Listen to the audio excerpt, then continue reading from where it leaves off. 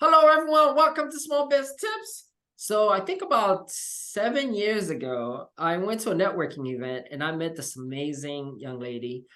We connected, we stay in touch, we've done business together.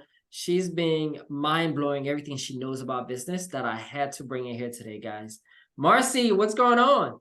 Hey, I am so thrilled to be on this podcast, Julbert. I really, really am on this show. You've done so much for me and for people I know over the years, and I know what you're doing now. So thanks a lot. It's really Thank you. Thank you. So to get the ball rolling, right? Before we go into everything you know about business, who is Marcie? I had a little blank, but I think you said tell them about you, Marcie. Is that what you said? Yes, who is Okay. Marcie? Okay. Marcie. Well, Marcie is a woman who never expected to be in business. Huh.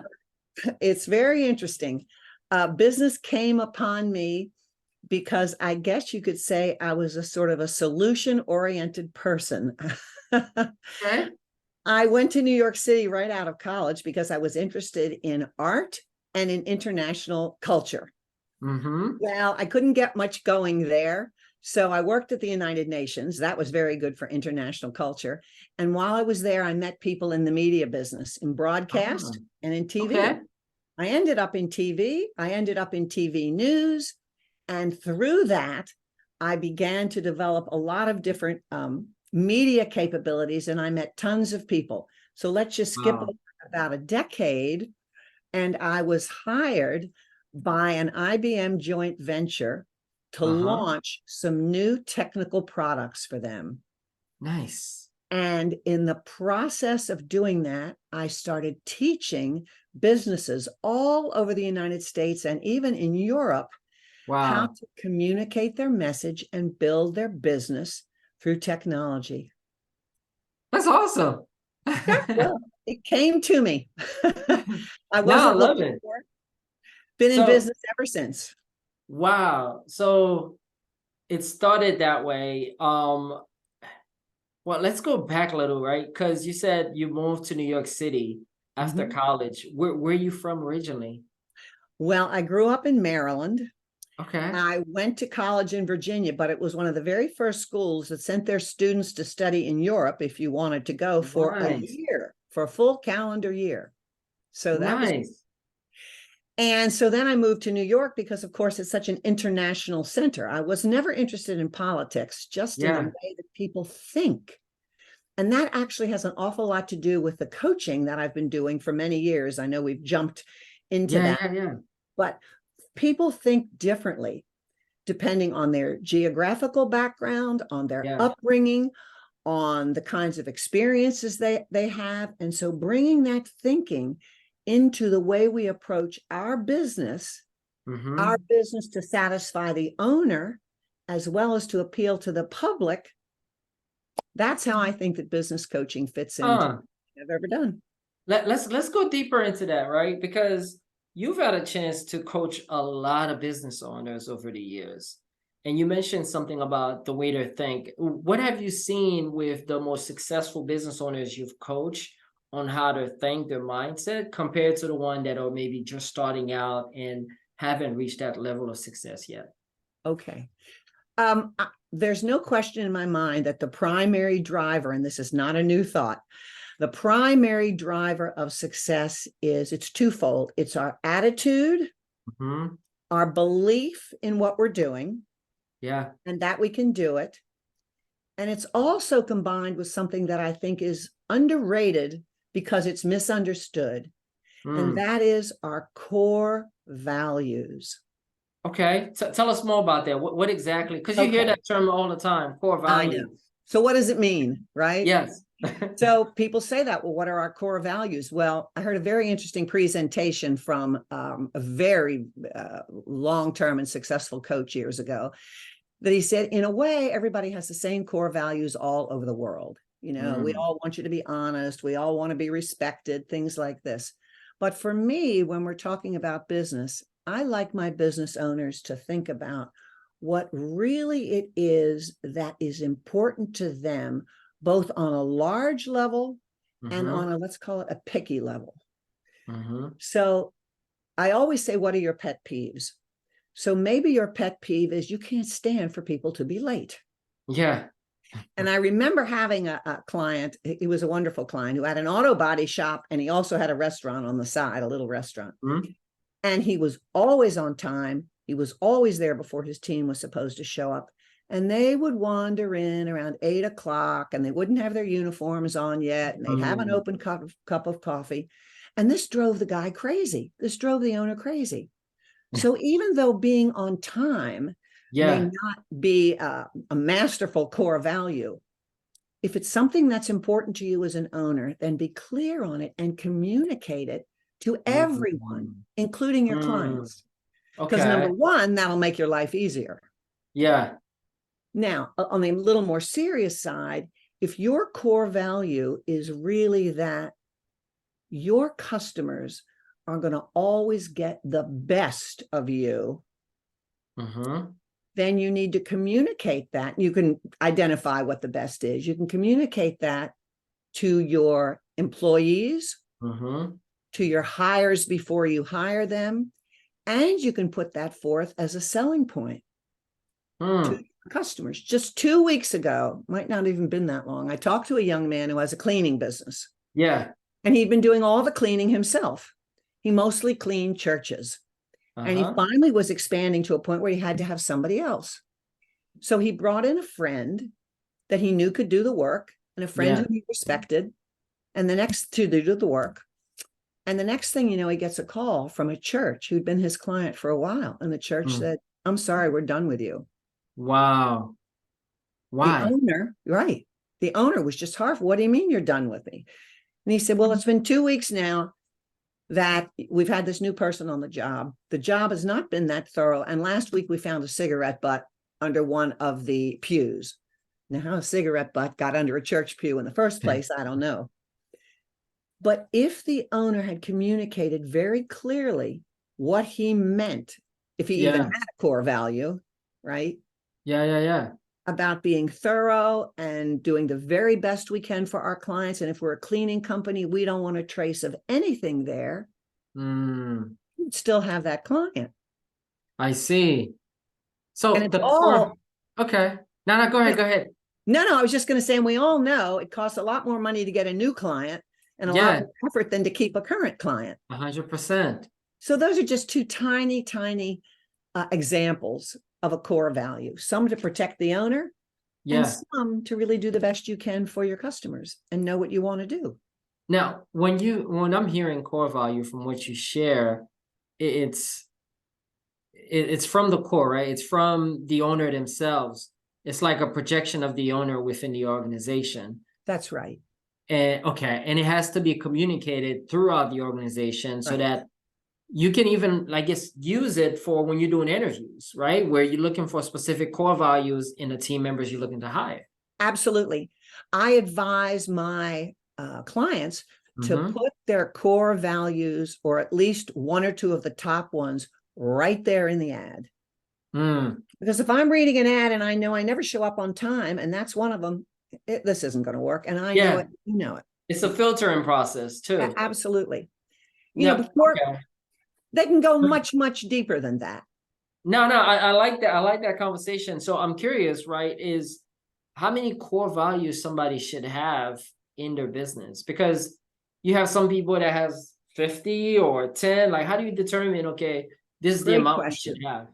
Great question. So I'm going to say something that if anyone from Action Coach, which originally is the company that trained me and is the largest coaching organization in the world, they wouldn't be too happy to hear this, but we have 15 core values. Too much. You can't remember them. Okay. Yeah. I usually advise for around 5. Okay. Right. You can have other principles, but more than 5, it gets to be too much. Gotcha. 5 core values. The owner is able to basically project what he wants for the business, come from him. And then that help not only with filtering for interviews to hire talent, that help really showing the type of clients they want to work with. Because guess what? Some clients doesn't align with those core values. It doesn't make sense. Exactly. That So is one of powerful. my core values, just as an Yeah. example, and I don't have a very big team. The most I ever have is one, maybe two assistants of some kind, Uh-huh. or a company like your own that's working for me, but Yeah. working with me. I should say, guys, Joe Bell really works with you. But one of mine is that I always want my clients to feel safe and comfortable. That's the Mm, most important thing for me. Obviously, why? I want them to get value out of what they're Yeah. getting. If my clients don't feel safe and comfortable, then I can't help them, right? Because they're Mm-hmm. always going to have a little wall up. They're not going to be sure if they can really trust.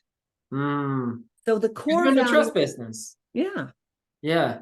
So the core value has to suit each one of you on the call and the type of business that you're doing. 100%. Now let's dive into your business a little bit, right? Because you're an executive business coach. You work with entrepreneurs and business owners all over. What have you seen has been some of their biggest challenges? Ah, aha. Great. I'm going to just switch a little wording there so people understand. Yeah. I do coach on an executive level, but I don't coach. I used to, but I don't coach executives in companies. I'm strictly about the entrepreneur, the independent business owner, right? Mm-hmm. So I coach the owners of companies, and I have coached from startups to multi-million dollar businesses. Mm-hmm. There are a few things that come up on a regular basis, but I've got some that I've kind of coined. One thing that I think is the biggest myth, and this strikes all size business owners as a surprise, I call it the top line syndrome. And Okay. I think it's particularly applicable in the United States. We always want more in this country, right? More space, more money, more people, more services, right? More is not necessarily better. Expand on that. Okay. So let's say that we want to grow ourselves into, we just have this in our head. I want to be a $3 million company, or I want to be a Yeah. $10 million company. And I've experienced this myself before I was trained to be a coach. We think that the more money that's coming in is going to result in more money for us or for the Mm-hmm. business. Okay. Or for us to pay our employees or for us to Yeah, expand. yeah, yeah. But what comes in at the top is how much comes in at the top is not necessarily related to what's left at the end of the day. Yes, that's true. Right. So one of the things that I do is I start with looking at the financials on not a piecemeal basis, but on a pretty detailed basis. So we can find out what you're doing that's the most profitable for you, and what are those things you're doing that are really distracting from Mm-hmm. the profitability, which means it's not as effective. It's taking you more time or rework, or you're not up to it or whatever. So that's one of the biggest things. And in fact, I have a client like that now. It's a $20 million company. Yeah. And they are really proud to be a $20 million company. Yeah. Their profitability looks really great on the P&L, on the income statement. We use either term sort of interchangeably. Yeah. But if you include what's on the balance sheet, lots of leases, lots of loans, Mm-hmm. always overusing the line of credit. Oh, wow. Yeah, they're That is not really really so. interesting. Okay, because I want to take it a step further, right? Because Please. I recently sold my last business, right? And when you're looking at P&L, you're looking at the P&L, but also a lot of people don't pay attention to the balance sheet, like you mentioned.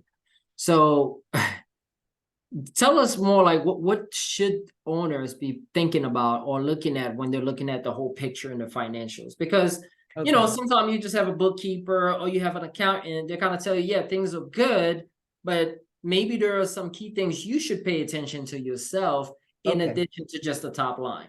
Okay, fantastic question. And I got an answer in two parts. Let's One of the go. things that I know that most business owners don't do, because I always give them a worksheet so that they can do it, follow your cash every week. Cash Mm, in, cash out, and the difference every week. Cash okay. in, cash out. That's your cash flow. The concept of cash flow can kind of elude people. Yeah, yeah, yeah, it does. So it's Okay. cash coming in and then cash going out. Okay. Okay, great. And then the next thing is look at your and if you don't have it now, at some point you will. Look at your debt, because that's not with cash in, cash out every week, Mhm. right? If I'm paying, if I have a bunch of cars that I'm buying for the business, or even if I only Yeah. have one truck, I have one Yeah, truck, yeah, but I'm paying off that truck. I'm going to see on the balance sheet that it looks as though I own more of that truck. The yeah. asset for that truck is getting larger, even though I might only be paying $200 a month.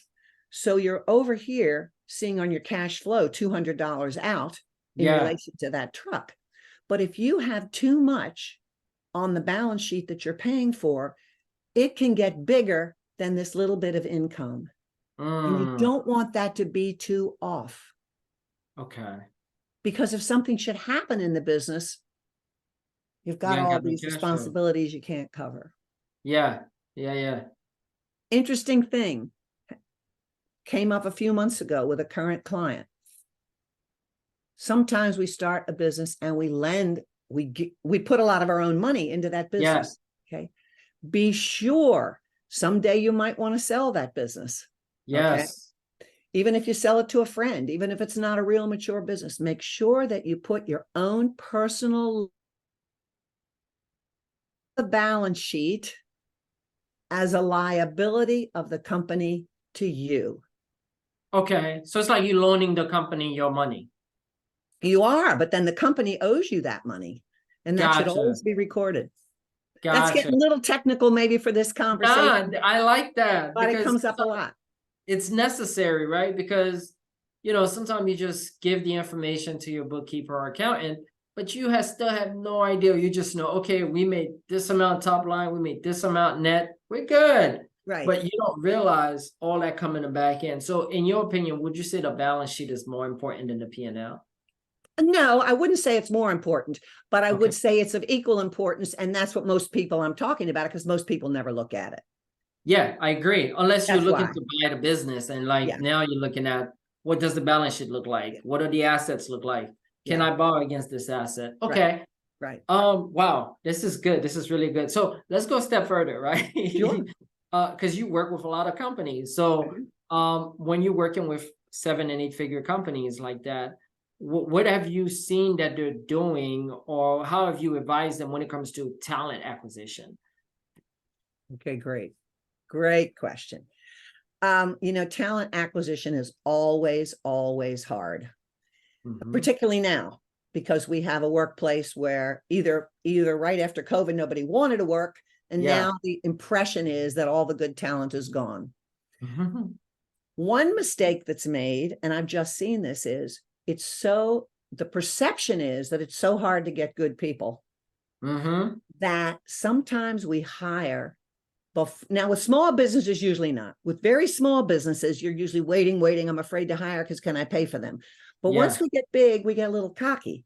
And so we see somebody really good and we bring them in and we pay them, but they're not pulling their money's worth because Mm. the firm doesn't have the work for them.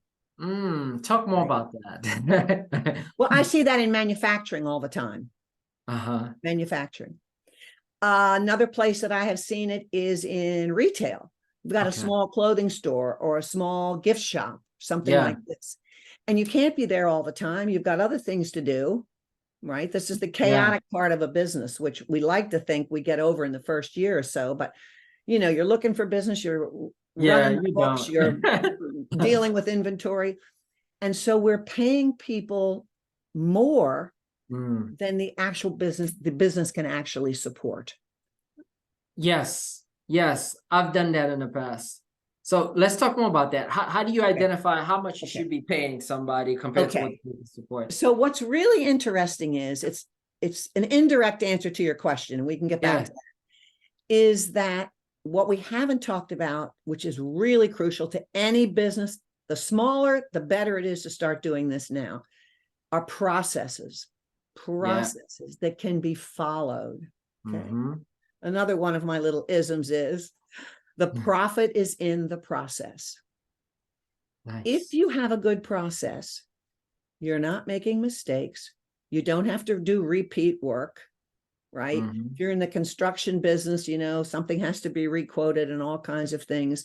But in any business, if you have a process that people can follow, not only do you have fewer mistakes, but if something does mess up, you know what your process is and you can modify your process. Mm, Now, how does this relate to what you're saying about getting good people and using them? yes.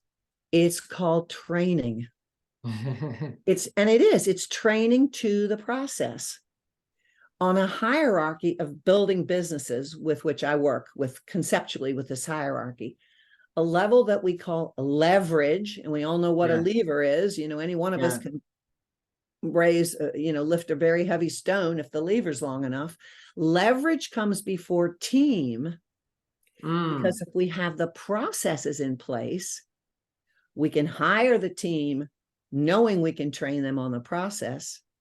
Yeah. And I always say, and it always rings true, it seems there's never such as an always, but almost always it rings true when a business owner says, well, I really needed somebody, I hired them anyway. And that is they hire for attitude. We can train people to do a task if they have the basic ability. Okay, you're not going to train a ditch digger to be an accountant, but if they have the basic ability, you're going to train them if they have the right attitude. And the attitude is what fits your core values in your company. Gotcha. I see how things come full circle, which I have a question for you on that, right? Sure. Because you're looking at, okay, you want to grow a business to, let's say, 100 million, right? You're doing, let's say you're doing about 10 million right now.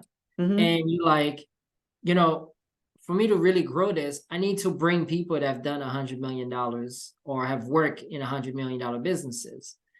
Now, you may not even have the infrastructure to go to that level, but I've seen a lot of entrepreneurs will go and hire the person that built that $100 million business and expect that person to build that process for their business. What are your thoughts on that?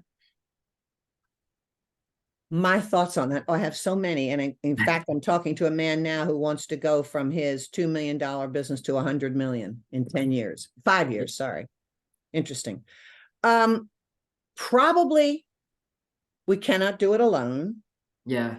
There's a wonderful, wonderful book called What Got You Here Won't Get You There. And I'd have to go and pull it off the shelf. I need to read that book. Right. What got you here won't get you there. I'm getting to the answer to your question, because the things that propel an entrepreneur to get to a certain level has all to do with their own drive, ability, work ethic, and talents. Okay. So we can only get to a certain point alone. Nobody's getting beyond that alone because you need people. Okay. Yeah. So a couple of different ways to do it. I have a very small investment in a company that's attempting to do this. And they've done it by putting experienced people who they cannot afford, highly experienced people who they cannot afford to pay, on their advisory board. They get a piece of the company. Gotcha. Right? Okay. I can't pay you $250,000 this year, but advise me. And if you advise me well, you're going to be way ahead of that when we get where we want to go. That makes sense. Yep. That's the cheat code. And you can have an advisory board when you're small. Yeah, you don't need to be a certain level to get an advisory board. Right. Gotcha. The other thing, of course, is acquisition. To make those huge strides, a lot of people take the acquisition route. Yes. Now, you're not going to do that if you're only earning $250,000, or even, you might be able to at $1 million. It depends on who you're looking to acquire. So then you get other partners in who will help you do acquisition and so forth. But, it all boils down to one thing: leadership, leadership, leadership. Wow. People think you're born with it. And there are some charismatic people who may be born with it, right? Gandhi, JFK, even Ronald Reagan had incredible leadership skills because he was able to make huge differences, whether you like what he did or not, in this country. But a lot of leadership can be learned.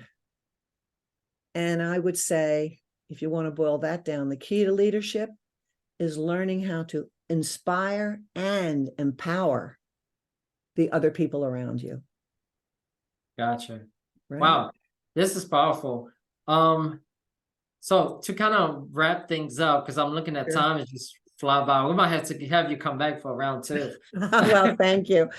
Your questions are great. Your questions are just wonderful. Thank you. I'm enjoying the call. So like, what is that? We got a lot of small business owners that listen to us. Some of them, they're under 100K. Some of them are doing 2-3 million. Some of them doing 10 million. So Sure. what would you say is that one small business tip, that would be that, that one thing that they should be thinking about or should be doing in their business?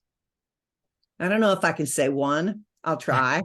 But, one I've talked about, you've got to understand your numbers. You Yeah. must understand your numbers. The 80-20 rule, that's really important. You're losing money on some clients. We all are. Find out where you're making your money.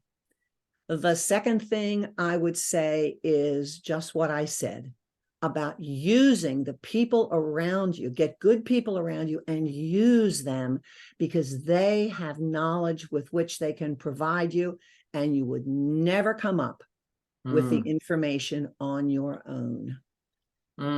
They're doing things you're not doing. Yeah. And so they're seeing things you're not seeing. And people love to step up and be acknowledged for an idea that they'd like to know their ideas are appreciated and acknowledge the good ideas they have.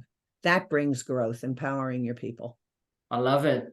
I love it. Wow. How do people get in touch with you if they want to work with you? Because, I mean, you're doing amazing work for entrepreneurs. Well, thank you so much. They can reach out to me. The way to reach out to me right now, the best way is just to email me at Marcie, which is Marcie, Hanhart, hand without a D, HAN, heart without an E, HART, Hanhart at actioncoach.com. And just put in the headline, Jewel Bear. Fantastic.